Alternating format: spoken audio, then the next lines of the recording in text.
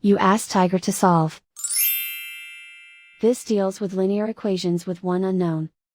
The final result is x equals 23/15. Let's solve it step by step.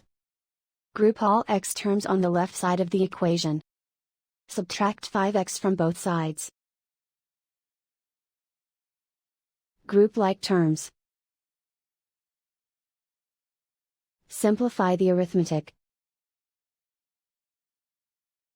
Group like terms. Simplify the arithmetic. Group all constants on the right side of the equation. Subtract 3 from both sides. Simplify the arithmetic. Convert the integer into a fraction. Combine the fractions.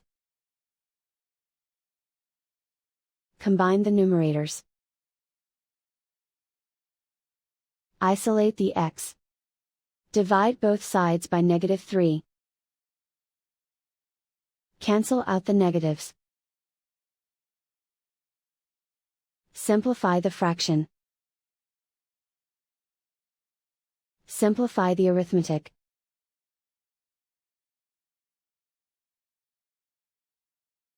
And so the final result is x equals 23/15.